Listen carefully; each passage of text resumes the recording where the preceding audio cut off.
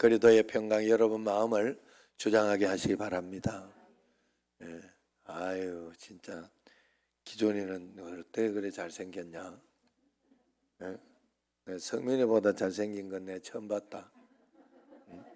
그래 잘 예수님도 잘 생긴 만큼 믿어야 된다.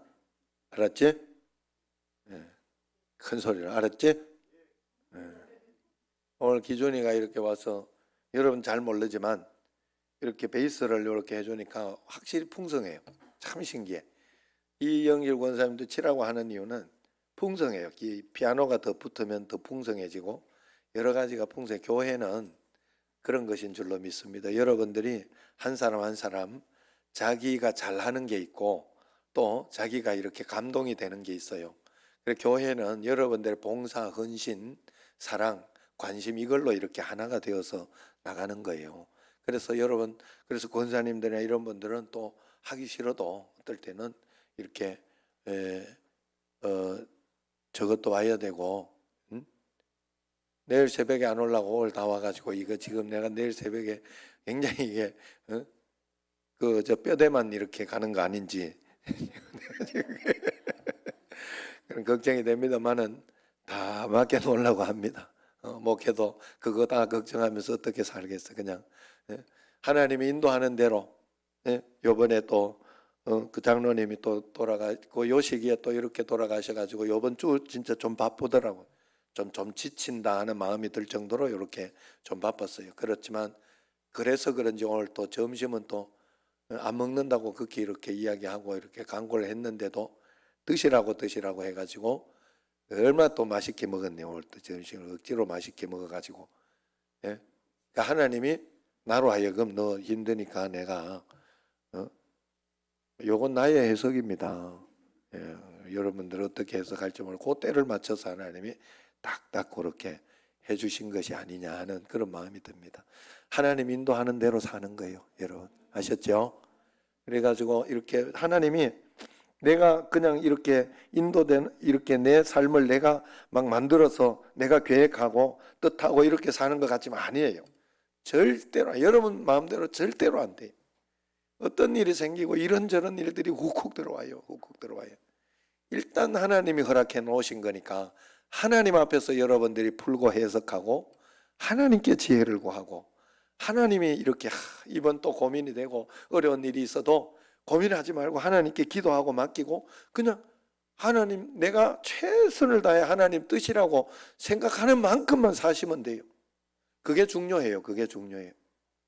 내가 하나님이 아니기 때문에 다 완벽하게 살지는 못해요. 그러나 완벽하게 살지는 못하지만 내가 최선을 다해 하나님 뜻대로 살려고 하면 하나님이 내 삶을 완전하게 인도는 해주셔요. 그건 걱정 안 하셔도 된다는 거예요. 잘못 가면 다시 길을 갈 수 있도록 길을 다시 나에게 지혜를 주시고 이건 잘못됐구나. 그러니까 그런 것으로 다시 은혜를 주시고 길을 주시고 역사하시는 줄로 믿습니다. 그래서 그 말씀대로 잘 살아가시기를 바랍니다. 그래 철저하게 여러분 제가 이렇게 본 바로는 그래요. 예배드리고 기도하고 말씀 보고 이거는 그냥 철저하게 목숨 걸고 율법적으로 여러분들이 해야 돼요. 그게 믿는 거예요. 그게 믿는 거. 아이고 해도 안 되는데요. 그건 하나님을 사랑해서 한 게 아니에요. 해도 안 된다고 하는 그 마음이 있다는 자체가 이미 하나님을 시험하고 있다는 거예요. 우리가 하나님 사랑하는 마음이 있다면 이것만은 내가 놓치지 않겠다 결단하는 게 분명히 맞습니다. 여러분 직장 가가지고 직장 가는데 여러분 마음대로 하지 않아요. 출근하는 걸 여러분들이 적당하게 정말로 힘들고 어려울 때 그때 한번 빠지고 그렇게 하는 거지 죽어도 나가잖아요. 직장 맞죠? 솔직하게 한번 이야기해 보자고요. 우리 솔직하게 주일날은 쉬도 직장은 나가잖아. 그렇게 믿어야 된다 이 말이에요. 하나님을 말씀과 기도 예배를 그렇게 생명처럼 그 시간에 다 하라고 하지 않아요. 그렇게 하지 않잖아요. 다른 시간에 예배드리고 이렇게 시간을 내서 하나님 앞에 그렇게라도 할 수 있는 우리 삶을 보장하면서 하나님은 그렇게 할 수 있도록 예배를 그렇게 만들어 놨잖아요. 그러니까 그 최선을 다해서 여러분들이 이 생명을 붙잡아야 돼요. 붙잡아야 돼요. 정말로 하나님을 그렇게 붙잡아야 돼요. 그게 하나님 앞에 보이는 믿음이에요. 내가 보여줄 수 있는 믿음. 아셨죠? 내가 피곤하다고 뭐 빠질 거 다 빠지고 막 그렇게 하면 안 돼요. 요번에 뭐 우리 그 서민이가 3주간을 이렇게 빠져가지고 월급 한번 물어봐야 되겠다. 얼마 나왔는지. 빠져가지고 뭐 나올 것도 없어요. 이거 뭐 한 주간 거 나올 거 이거.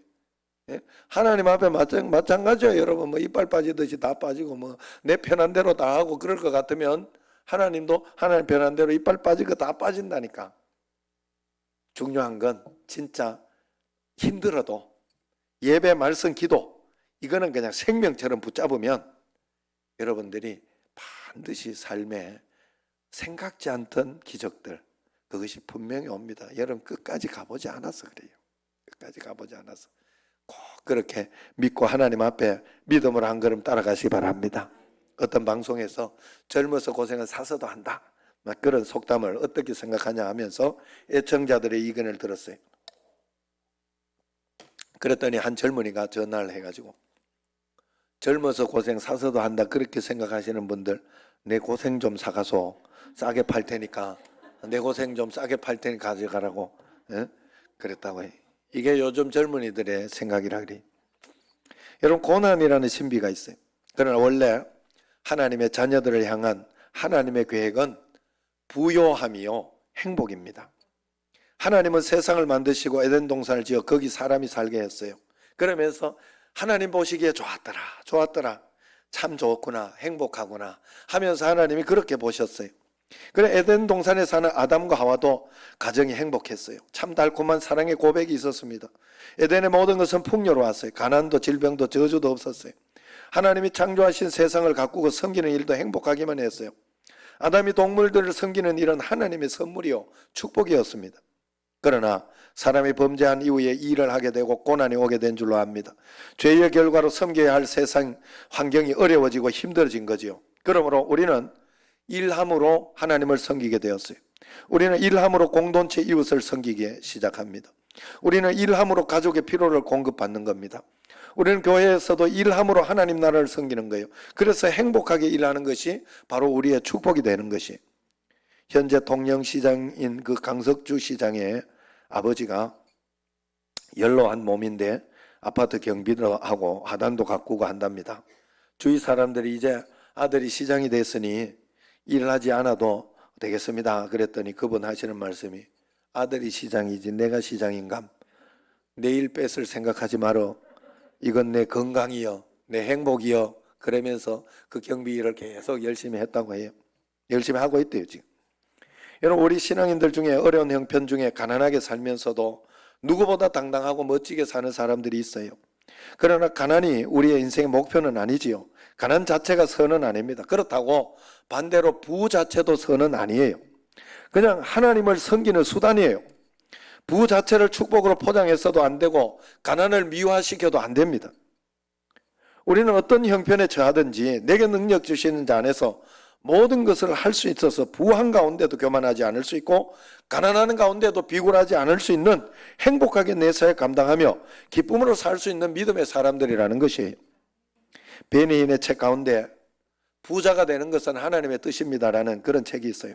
이 책을 성공신학에서는 비판하는 사람들이 있습니다. 그러나 저자는 이 책을 통해서 하나님의 복이 단지 물질적인 부유함만을 의미하는 것이 아니라는 사실을 굉장히 강조하고 있어요. 오늘 본문 앞에 8장 9절에 이렇게 보면요. 우리 주 예수 그리스도의 은혜를 너희가 알거니와 예수님은 부요하신 이로서 너희를 위하여 가난하게 되셨다. 그가 가난하게 되심으로 말미암아 너희를 부요하게 하려 하심이라. 할렐루야. 우리로 하여금 부요하게 하려고 하나님이 죽으셨다 이야기를 하셔요. 그래서 예수님이 가난을 다 짊어지셨다 이야기합니다. 신명기 8장 16절 18절에도 보면 내 조상들도 알지 못하는 만나를 광야에서 네게 먹이셨나니 이는 다 너를 낮추시고 너를 시험하사 마침내 네게 복을 주려고 훈련하신 것이라 이야기합니다. 그러나 네가 마음에 이르기를 내 능력과 내 손의 힘으로 내가 이 재물을 얻었다 말할 것이라. 내 하나님 여호와를 기억해라. 그가 네게 재물을 얻을 능력을 주셨음이라. 이같이 하시면 내 조상들에게 맹세하신 언약을 오늘과 같이 이루려 하심이라 그랬어요. 그가 네게 재물 얻을 능력을 주셨다. 너가 가서 가난하고 낮추고 광야 생활을 하게 하신 것은 너 자신이 가나안 땅에 들어가서 내가 이루었다 하지 못하게 하려고, 너희들이 풍요하게 될 때 재물 얻을 능력을 내가 준 것이라 하는 것을 분명히 하나님이 말씀하고 있다 하는 거예요. 부유하게 살 때 마음에 이르기를 내 능력과 내 손의 힘으로 이 재물을 얻었다 그렇게 말하겠지만, 나는 너의 하나님 여호와임을 기억해라. 너는 너의 하나님 여호와를 기억해라. 그분께서 재물을 얻을 능력을 주셨기 때문에 너는 누리는 것이라 분명히 하고 있다는 거예요. 내가 일했습니다. 그러나 일할 수 있는 생명을 주신 것은 하나님이십니다. 건강을 주신 분이 하나님이셔요. 내가 사업을 하지만 사업터 내게 맡기신 분도 하나님이시라는 거예요. 하나님은 아브라함을 복의 근원으로 불러서 육축과 은금을 풍부하게 하셨어요. 이삭은 흉년 등 그 해에 그 땅에서 농사에서 100배나 거두게 하시고 마침내 거부가 되게 하셨습니다. 우리를 향한 하나님의 뜻은 부요라는 거예요. 풍부함이라는 거예요. 그렇다면 성경이 말하는 부요는 뭐냐? 우리가 생각하는 그런 물질적인 축복만 가지고, 육신적인 건강만 가지고 부요라고 하는가? 한번 살펴보겠습니다. 성경이 말하는 부요는 부족함이 없는 상태, 즉 자족하는 마음을 부요라고 합니다. 넉넉한 마음, 비천에 처할 줄도 아는 마음, 풍부에 처할 줄도 아는 그 마음을 부요라고 하는 거예요. 그래서 사도 바울이 이렇게 고백하죠. 내가 어떤 환경에 처해 있든지 나는 자족한다. 나는 그곳에서 하나님을 섬기고 그 상황 속에서 하나님을 기뻐한다 라고 분명히 이야기하고 있지 않습니까? 이것이 바로 성경적인 부요함이다 하는 거예요. 아셨죠? 그러면 여러분, 내게 주어진 어떤 상황 속에서 내가 비관할 것도 없고 걱정할 것도 없어요. 하나님이 허락하신 만큼만 살자. 청신제일교회도 하나님이 허락하신 만큼만 하나님 앞에서 열심히 은혜 가운데 으쌰으쌰하며 나가자. 그렇게 하는 거지요. 여러분, 내가 걱정할 게 뭐 있어요? 하나님께서 허락하신 아니시고 막으시면 또 막으시는 대로 가는 것이지요. 그렇기 때문에 우리가 성경적인 부요를 모르면 내가 번 돈 내 것이다, 내가 주인이라고 생각합니다. 아닙니다. 하늘도 하나님의 것이고 땅도 하나님의 것이고 그 가운데 모든 생명이 하나님의 것이며 내가 가진 모든 것이 하나님의 은혜일 뿐인 줄로 믿습니다. 돈은 하나님을 섬기고 하나님의 부요를 증거하며 살기 위한 우리의 선물입니다. 이 성경적인 부요를 모르면 돈이든 뭐든지 할 수 있다고 돈이면 뭐든지 할 수 있다고 그렇게 생각해요. 적극적인 사고의 훈련자인 닥터 지글러 박사, 닥터 지글러의 유명한 말이 있습니다. 돈으로 침대는 살 수 있어도 잠은 못 산다. 책은 살 수 있어도 두뇌는 못 산다. 돈은 음식으로 살 수 있어도 식용은 못 산다. 돈으로 화장품은 살 수 있어도 아름다움은 못 산다. 돈으로 집은 살 수 있어도 행복한 가정을 살 수는 없다. 돈으로 약을 살 수 있어도 건강은 살 수 없다. 돈으로 종교는 살 수 있어도 구원은 살 수 없다. 이런 말을 했어요. 돈에 대한 하나님의 주권, 즉 진정한 부요를 모르면 돈은 많이 가져도 저주가 되고 못 가져도 저주가 되는 거예요. 하나님보다 돈을 더 믿고 돈을 더 의지하고 살게 된다는 거예요. 하나님이 사람을 시험할 때 그에게 시간을 맡겨주신답니다. 그 시간을 통해서 어떻게 살아가는가 보면 그 사람의 영적인 실력이 드러난다는 거예요. 하나님이 사람을 시험할 때 그 사람에게 사람을 맡겨주신다고 해요. 내가 맡은 사람들과 얼마나 관계 속에서 조화롭게 사느냐 하는 것이 그 사람의 영적인 실력이라고 해요. 그 사람에게 또 돈을 맡겨준답니다. 돈을 어떻게 모으고 어떻게 관리하고 어떻게 사용하는가 하는 것을 보면 그 사람의 영적인 실력이 드러난다는 거예요. 여러분, 어린아이들은 오감을 만족시킬 때 행복해합니다. 그러나 성숙한 사람들은 하나님과의 관계 속에서 어떻게 살아가는가, 나 자신과 내가 어떤 관계 속에서 살아가는가, 내 곁에 있는 이웃들과 어떤 관계에서 살아가는가, 환경 속에서 그 환경을 어떻게 섬기는가, 이 모든 공동체에 자기 자신의 삶 속에서 영적인 관리를 어떻게 하는가 하는 것을 보면 그 사람의 영적인 실력이 드러나게 되어 있다는 거예요.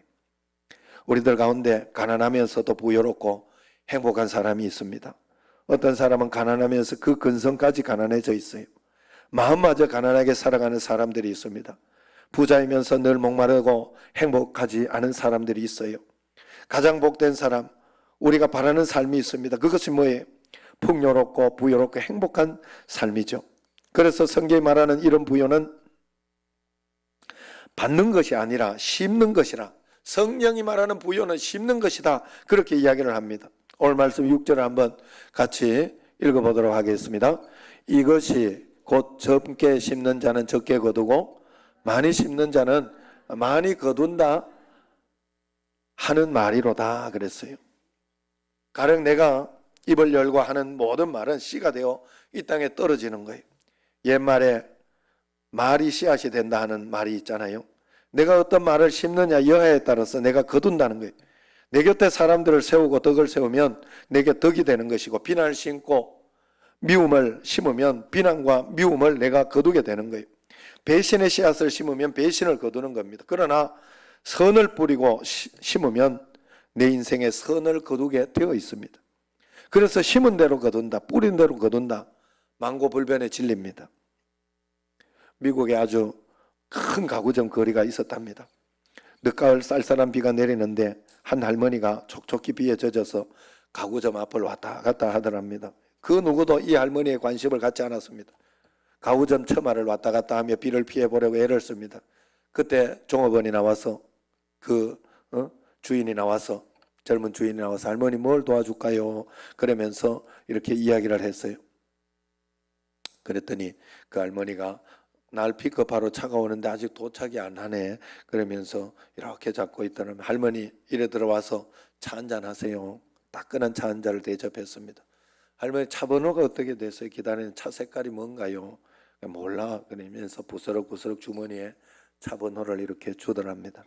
할머니 그냥 여기 기다리세요. 제가 밖에 나가서 우산 쓰고 나가서 한번 보겠다고. 이 차 마시고 기다리시라고.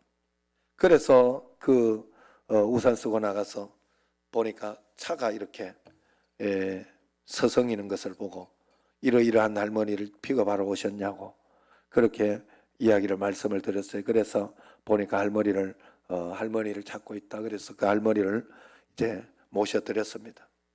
그 다음날 신사 한두 번이 찾아오더니 가구점에서 어마어마한 가구들을 주문하더라는 거예요. 이 어르신이 바로 이 유명한 이야기예요. 당대 최고 부자 카네기의 어머니였다는 거예요. 친절을 심어서 친절을 거둔 거예요. 그래가지고 그 가구점이 부자 됐다 뭐 이런 소문이 있어요. 심은 대로 거두는 겁니다. 오늘 본문이 우리에게 말씀하고 있는 몇 가지 심고 거두는 원리가 있습니다.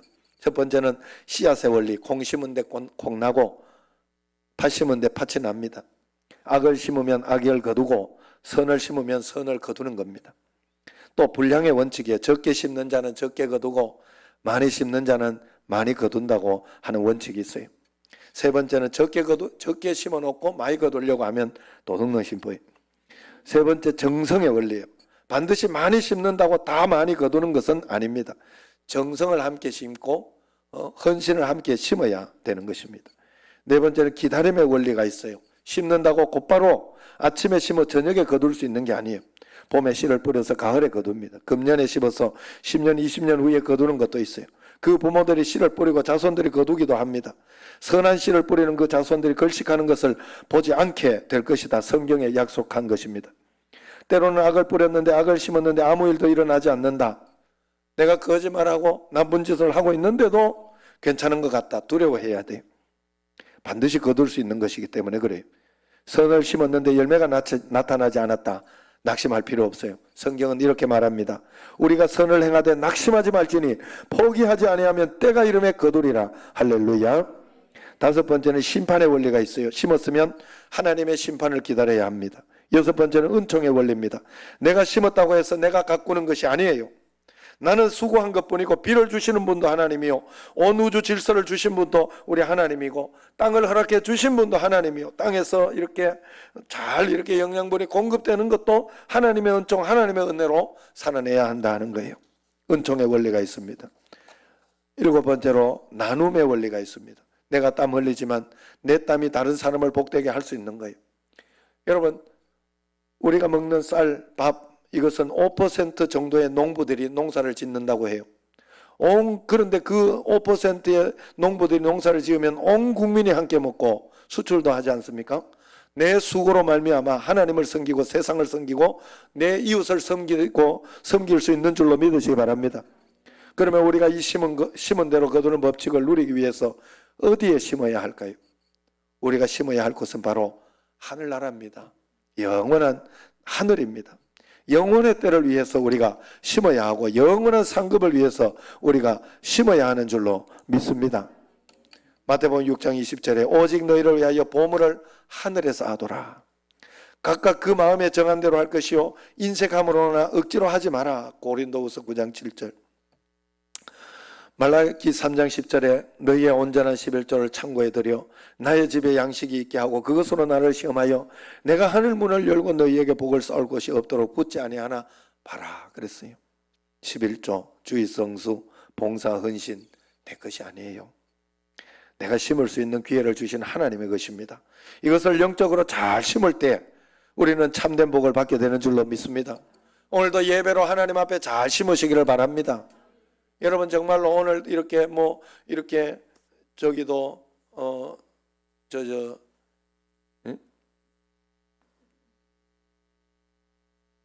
저기를 갔잖아요. 장례식장. 그것도 다 심은 대로 거두는 거예요. 여러분 사실은 한 번도 가지 않고 보조도 하지 않고 이랬으면 사실 기대하시면 안 돼요. 나는 안 가놓고 자꾸 교회에서 막 이렇게 그런 생각을 하면 안 돼요. 나도 이때를 가는데 한계가 있어요. 꼬시는데 한계가 있다니까요. 그런데 내가 이렇게 심은 사람은 그거 안 올 수가 없어요. 얼굴 봐서라도 반드시 온다니까요. 거기에 대해서 꼭 그렇게 하셔야 돼요.